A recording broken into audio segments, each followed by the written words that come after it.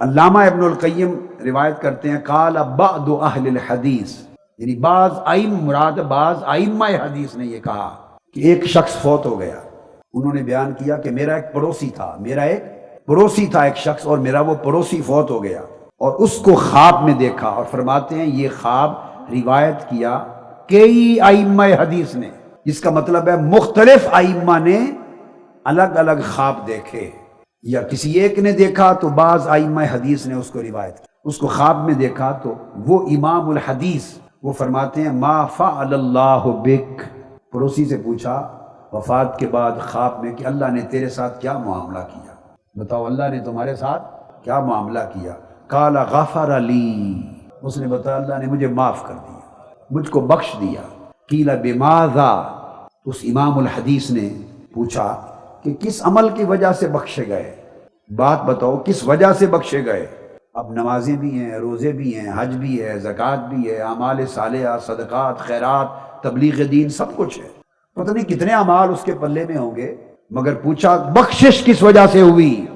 حلقات درود قائم کرنے کی بات کر رہا ہوں، ذرا سوچئے، اور بیان کرنے والے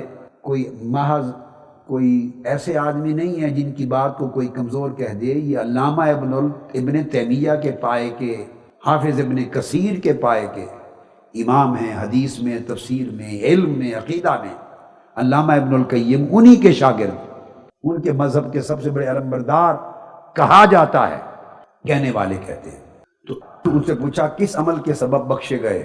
اور یہی چیز خطیب بغدادی بہت بڑے محدث ہیں امام، انہوں نے اصول حدیث کی کتاب الجامع لاخلاق الراوی میں بیان کی، اصول حدیث کی کتاب میں اسی واقعہ کو، اور وہ فرماتے ہیں کہ کس وجہ سے بخشے گئے، اور خطیب بغدادی کی حدیث نمبر 566 اور 567 ہے، وہ جواب دیتے ہیں صرف اس وجہ سے بخشش ہو گئی، کنت اذا کتبت ذکر رسول اللہ صلی اللہ علیہ وآلہ وسلم فی الحدیث کتبت صلی اللہ علیہ وآلہ وسلم، وہ جو فوت ہوئے وہ بھی محدث تھے، یا وہ راوی حدیث تھے، یا کاتب حدیث تھے، حدیث کی کتابت کرتے تھے، لکھتے تھے، انہوں نے کہا صرف اس وجہ سے بخشا گیا، بس اور کوئی عمل کام نہیں، ایک عمل سے بخشا گیا کہ میں جب بھی آقا علیہ السلام کا ذکر لکھتا تھا اور حضور کا اسم پاک آتا تھا تو زندگی میں کبھی بھی اسم پاک آقا علیہ السلام کا لکھ کر میں نے کبھی کوتاہی نہیں کی، اسم پاک کے ساتھ ہمیشہ صلی اللہ علیہ وآلہ وسلم لکھتا، میرے اس درود پاک لکھنے کے سبب خدا نے معاف کر دیا۔ اب دوسرا خواب، اب کوئی کہے کہ یہ خواب ہیں تو میرے خواب نہیں ہیں بھائی، میرے خواب ہو تو بھی شک نہ مانی ہے، اور میں روایت نہیں کر رہا ہوں،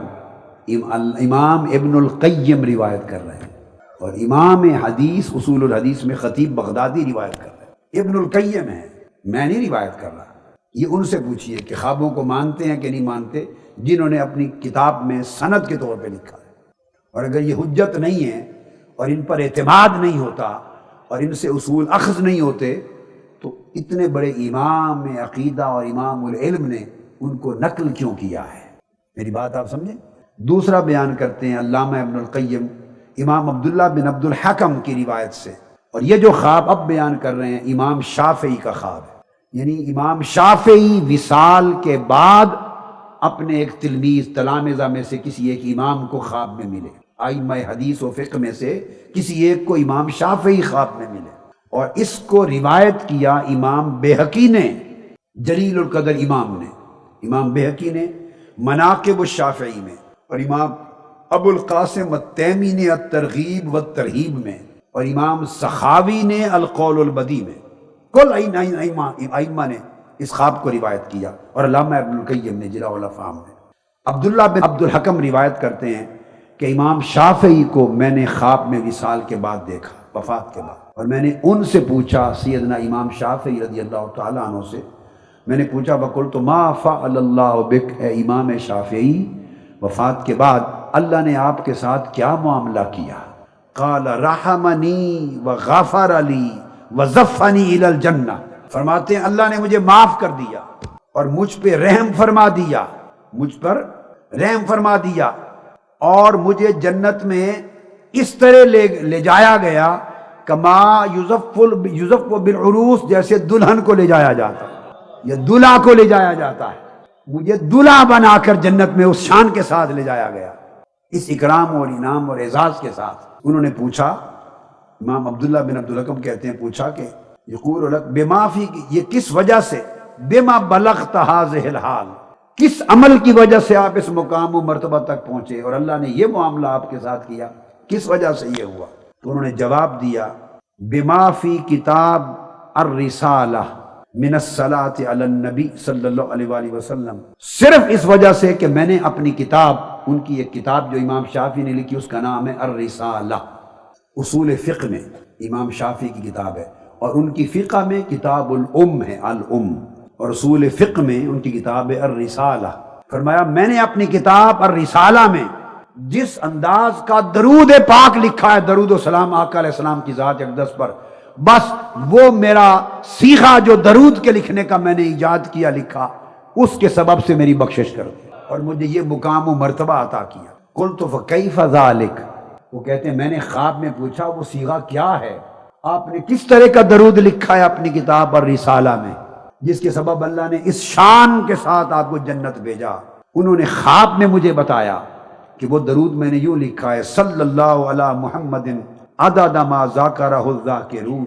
وعدد ما غافل عن ذکرہ الغافلون، کہ باری تعالیٰ حضور علیہ السلام پر اتنا درود و سلام بھیج جتنا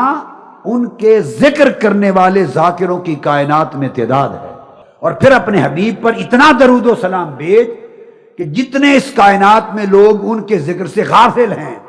ان کے عدد کے برابر بھی بھیج، اور جو ان کے ذاکر ہیں ان کے عدد کے برابر بھی بھیج، یعنی جتنی مخلوق تو نے کائنات میں پیدا کی ہے اتنا عدد حضور پہ درود و سلام بھیج۔ کہتے ہیں یہ جو سیغہ میں نے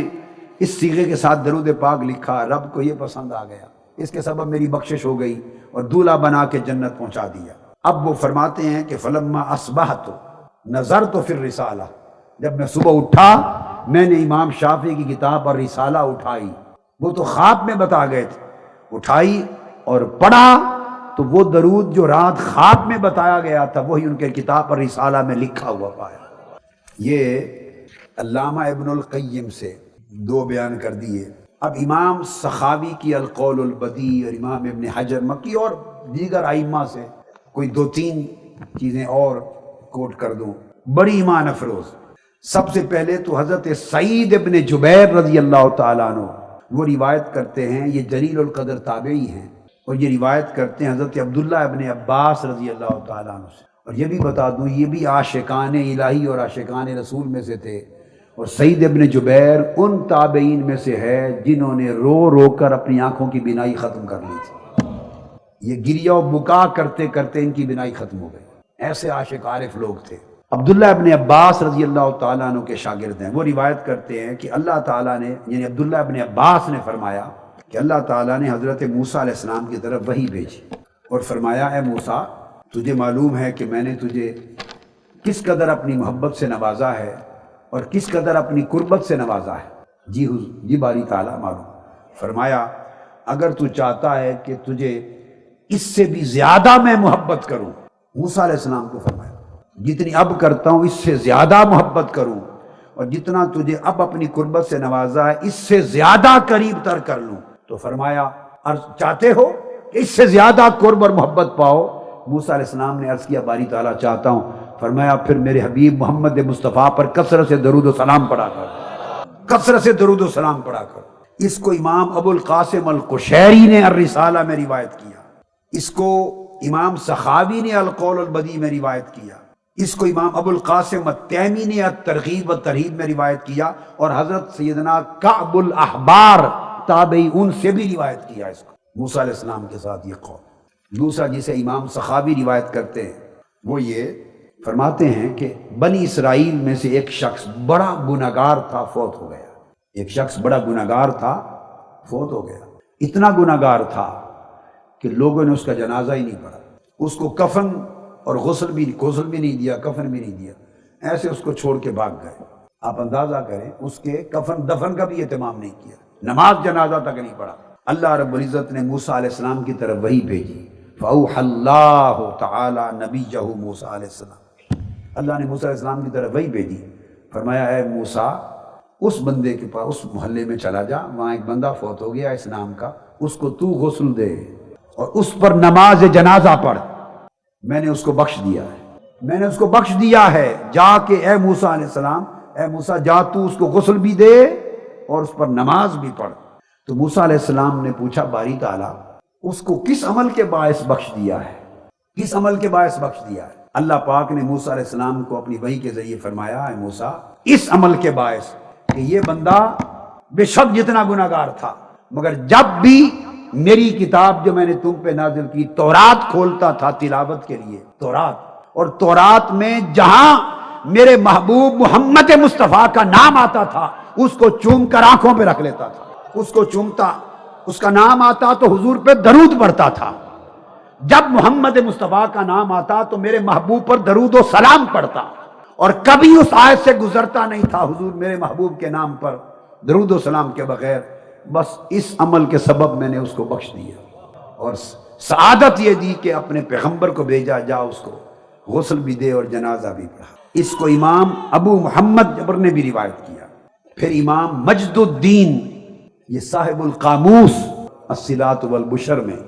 امام مجد الدین روایت کرتے ہیں جو صاحب قاموس ہیں، اور وہ روایت کرتے ہیں سیدنا امام جعفر الصادق علیہ السلام سے، امام جعفر الصادق علیہ السلام سے روایت کرتے ہیں۔ وہ بات جو میں کر چکا، امام جعفر الصادق نے فرمایا جب جمعرات کو عصر کا وقت ہوتا ہے، ہر جمعرات عصر کا وقت ہوتا ہے، تو اللہ تبارک و تعالی